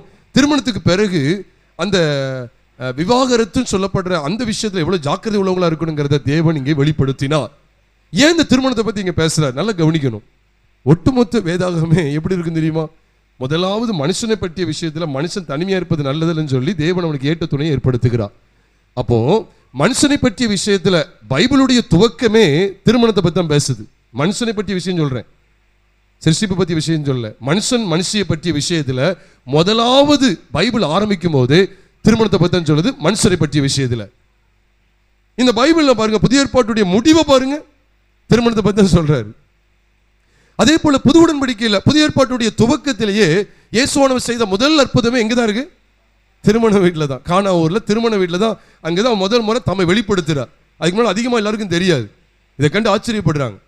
அதே போல் புதிய ஏற்பாட்டுடைய முடிவிலையும் பாருங்க, அப்போ வெளிப்படுத்தல் 19வது அதிகாரம் 7, 8, 9 அல்லது 6, 7, 8 ஆகிய வசனங்களை வாசிக்கும் போது, ஆட்டுக்குட்டியானவருக்கு கல்யாணம் வந்தது. அவருடைய மனைவி தன்னை ஆயத்தம் பண்ணினால் அவள் உடுத்திக் கொள்வதற்கு அவளுக்கு மெல்லிய வஸ்திரங்கள் கொடுக்கப்பட்டன. அந்த வஸ்திரங்கள் பரிசுத்தவான்களுடைய நீதிகளே அப்படின்னு சொல்லி சொல்லப்பட்டிருக்கு. அப்படி நீங்க கவனிக்கணும். பழைய ஏற்பாட்டுடைய துவக்கம் மனுஷனை பற்றிய விஷயத்தில் திருமணம், பழைய ஏற்பாட்டுடைய முடிவு திருமணம்.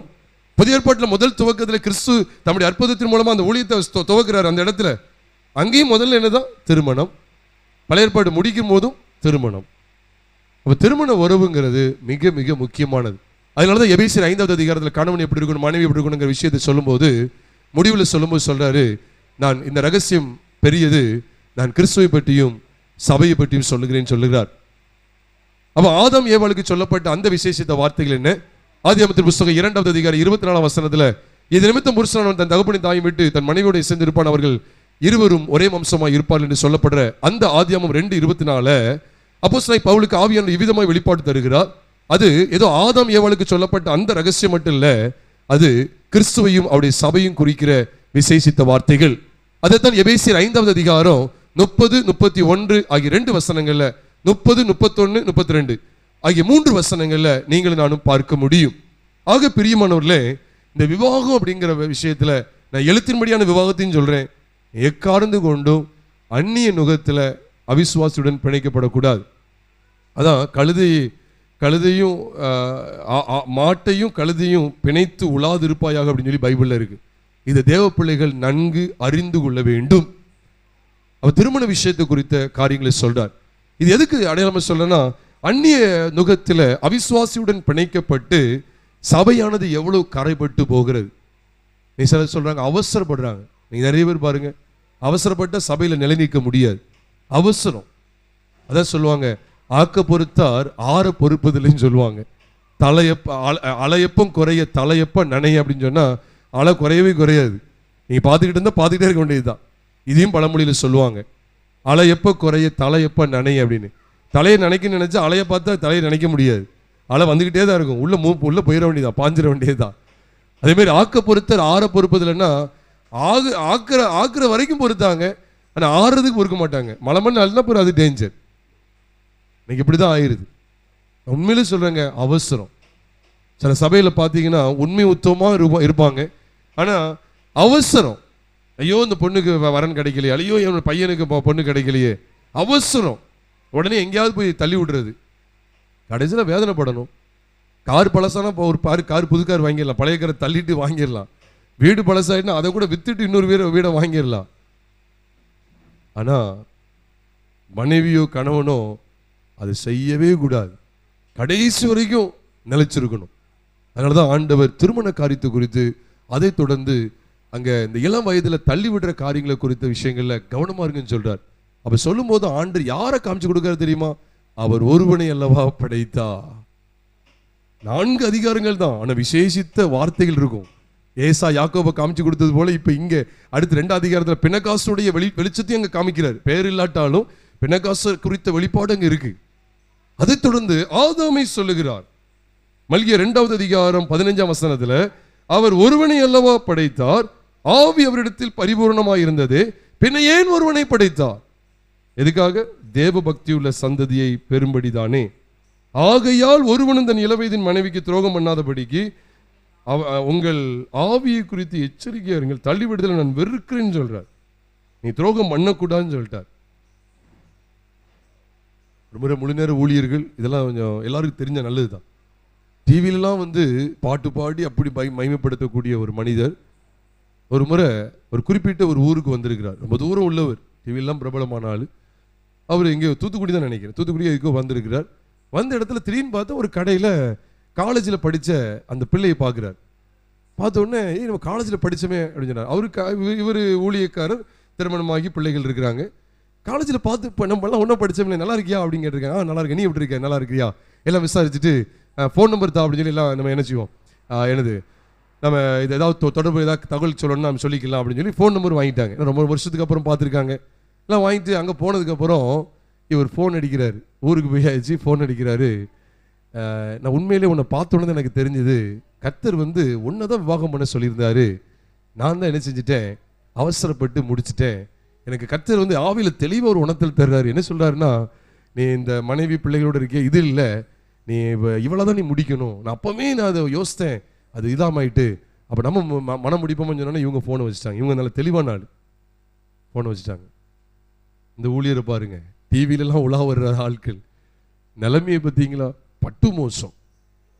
அப்போ பாருங்க, உடனே தான் முடிக்கணும்னு சொன்னாருன்னு சொல்லி இங்கே ஃபோன் அடித்து சொல்ல இவங்க சுதாரிச்சிட்டாங்க. இது சாத்தான் பயங்கரமாக எழும்புறான்னு சொல்லி திருமணமாகி பிள்ளைகள் வந்தாச்சு. இப்போ திடீர்னு பார்த்த இடத்துல காலேஜ் மேட்டை பார்த்தாச்சு, கிளாஸ்மேட்டை பார்த்தாச்சு. பார்த்த உடனே இப்போ ஆண்டவர் என்ன சொல்றாருன்னா, இது திருமணம் முடிக்கணும்னு சொல்லி சொன்னார் அப்படின்னு சொல்றாங்கன்னா, இது அசுத்தாவி, எந்த சந்தேகம் இல்லை. பிரியமானவர்களே, கர்த்தருடைய சபையானது இவ்விதமான சத்தியத்தில் நிலை கொண்டு இருக்கணும். தள்ளி விடுதலை நான் வெறுக்கிறேன்னு சொல்லிட்டார். இடையில ஒரு ஊழியர் பாஸ்டர்லாம் பார்க்க எனது பைபிள் காலேஜ் தான் படித்தேன். இப்போ ஒரு வாரத்துக்கு முன்னால ஒரு பைபிள் ஸ்டடி முடிச்சதுக்கப்புறம் அவர் இந்த பைபிள் ஸ்டடியில் கலந்துக்கிட்டார். போது அப்போ எல்லாம் படித்தாச்சு. அவர் கேட்குறாரு, இப்படி ஒரு மனைவி பிள்ளைகள் இருக்கிறாங்க, இப்படி அவங்கள விட்டுட்டு நான் இப்படி மேரேஜ் பண்ணலாமா அப்படின்னு கேட்குறாரு. அப்போ நான் கேட்டேன், இது படு மோசம், பயங்கரமானது. அவர் தனக்கு கேட்கல, இன்னொரு ஆளுக்கு கேட்குற மாதிரி கேட்குறாரு. தனக்கு தான் கேட்க, எனக்கு தெரியும். அதை எல்லாத்தையும் ஆரம்பத்துலேருந்து பார்த்து எல்லா விஷயங்கள் எல்லாத்தையும் நான் தெரிஞ்சு வைத்து கொண்டேன். இவங்க கேட்கும்போது இவர் யாருக்கும் ஒரு ஆள் கேட்குற மாதிரி கேட்காரு. ஐயோ, இவரை குறித்து என்னெல்லாம் நம்ம கேட்டோம் அப்படின்னு சொல்லி. ஏன்னா மனைவி பிள்ளைகள் நீங்கள் இப்படி சொன்னால் எப்படி ஒவ்வொன்றா கேட்காங்க.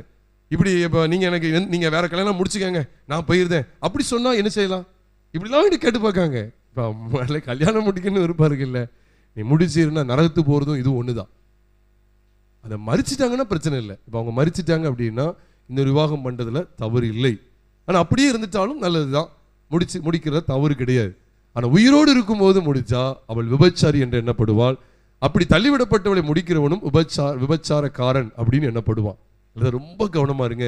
எக்கார்ந்து கொண்டும் கணவன் மனைவிங்கிற உறவுல எந்த ஒரு பிளவும் வரக்கூடாது. மூன்றாவது ஒரு மனுஷன் வந்துட்டான் அப்படின்னு சொன்னா அவ்வளவுதான் ஆபத்து. அது அசுத்தாவி, அப்படிதான் நான் சொல்வேன். அதனால உங்கள் ஆவியை குறித்து எச்சரிக்கைகள் சொன்னார். ஆனால் தேவ பிள்ளைகளாகிய நாம் எவ்வளவு தெளிவுள்ளவங்களா இருக்கணும் தெரியுமா? திருமண வாழ்க்கை குறித்து கவனமா இருங்க. முதல்ல முடிக்கிறதுக்கு முன்னால நம்ம அந்நியர்கிட்ட வசமா போயிடக்கூடாது. பிரியமானவர்களே, எவ்வளவு கோடியை கொடுத்தாலும் சரி, எவ்வளவு அழகா இருந்தாலும் சரி, எவ்வளவு ரொம்ப பணம் வச்சிருக்காங்க, ரொம்ப ஆஸ்தி இருக்குனாலும் சரி, நீ நிறைய பேர் இதை பார்த்து என்ன செய்றாங்க தெரியுமா? நான் அந்நிய நுகத்துல அவிசுவாசியுடன் பிணைக்கப்படுறாங்க. இதெல்லாம் கர்த்தருக்கு முன்பாக அருவருப்பானது. அதுல கூழை குடிச்சாலும் சரி, கஞ்சை குடிச்சாலும் சரி, கர்த்தருடைய பிள்ளைகளோடு ஐக்கியப்பட்டது தான் தேவன் விரும்புகிறார். அது மட்டும் இல்ல, இளவயதின் மனைவிக்கு துரோகம் செய்யவே கூடாது. தயவு செய்து எக்கார்ந்து கொண்டும். ஆனா அந்த காலத்துல அப்படி இருந்தது, இந்த மனைவிக்கு துரோகம் செய்யறது. இது எழுத்தின்படியானது. ஆவிக்குரிய ரீதியில் எதோ குறிக்க தெரியுமா? ஆண்டவர் பாருங்க, 2 கொரிந்தியர் 11வது அதிகாரம் 2ஆம் வசனத்துல எழுதி வச்சிருக்காரு. 2 கொரிந்தியர் 11:2 எழுதி வச்சிருக்காரு, நான் உங்களை கற்புள்ள கன்னிகையாக கிறிஸ்து என்னும் ஒரே புருஷனுக்கு நியமிக்க ஒப்பு கொடுத்தபடியால் உங்களுக்காக நான் தேவ வைராக்கியமான வைராக்கியம் கொண்டிருக்கிறேன். எவ்வளவு அழகா இருக்கு பார்த்தீங்களா? தேவ வைராக்கியமான வைராக்கியம் கொண்டிருக்கிறேன் சொல்லிட்டு என்ன சொல்றாரு? ஆயிலும் சர்ப்பமானது தன்னுடைய தந்திரத்தினாலே ஏவாளை வஞ்சித்தது போல உங்கள் மனதும் கிறிஸ்துவை பற்றி உண்மை நின்று விலகும்படி கெடுக்கப்படுமோ என்று பயந்திருக்கேன். இது எதுக்கு அடையாளம் தெரியுமா? அன்னைக்கு ஏவாளை எப்படி பாருங்க, ஆதாமோடு இந்த இணைந்த உறவை எப்படி பிரிக்காம பாருங்க. இன்னொன்னு பரம ஆதாம், 2ஆம் ஆதாம், பிந்தின ஆதாம், கிறிஸ்துவில இருந்து உறவை பிரிக்கிறான். எப்படி அன்னைக்கு பாருங்க, ஏவாள்கிட்ட தான் பேசிட்டு இருக்கான், ஆதாம்கிட்ட பேசல, ஏவாள்கிட்ட பேசுறான்.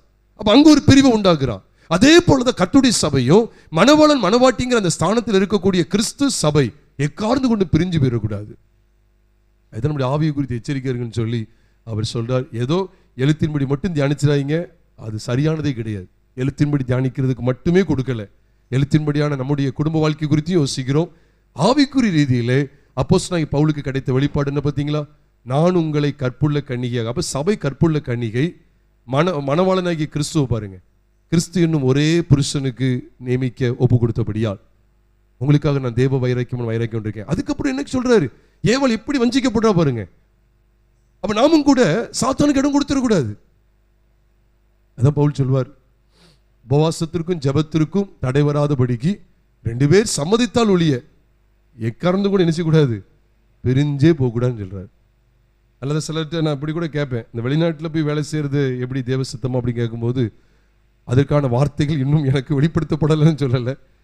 அதை நான் உண்மையாகவே சொல்கிறேன், அதுக்கு நான் ஆதரவு கொடுக்கறதில்ல, அதை உற்சாகப்படுத்துறதே கிடையாது. எல்லாம் வெளிநாட்டில் ஊழியம் செய்கிற, வெளிநாட்டில் போய் வேலை பார்க்காங்க, மனைவி இங்கே இருக்கிறாங்க, அதை நான் உற்சாகப்படுத்துறதே கிடையாது.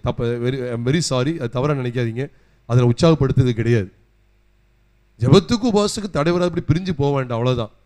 ஏன்னா அப்போ அப்படிதான் ஒரு சகோதரன் கேட்டாங்க, அப்போ வெளிநாட்டில் தானே நிறைய வேலை வாய்ப்பு இருக்குன்னு சொல்லி, அப்போ இந்த உள்நாட்டில் இந்த தேசத்தில் இருக்கிறவங்க வாழலையா? அங்கே போனால் தான் வாழ முடியுமா? அது ஒவ்வொருத்தருக்கும் ஒரு விதமாக. நான் அதை நம்ம உற்சாகப்படுத்துறது கிடையாது, அதை ஊக்கப்படுத்துறதும் கிடையாது. ஏன்னா கணவன் மனைவி கார்ந்து கொண்டும் பிரிந்து போகக்கூடாது. சமீபத்தில் கூட கேள்விப்பட்டேன், ஒரு ஊழியக்காரர், முழு நேர ஊழியக்காரர் 3 மாசமா தன் மனைவி விட்டு பிரிஞ்சிருக்கிறாரு. சபையிலேருந்து அவரை நீக்கிட்டாங்க. எதுக்கு?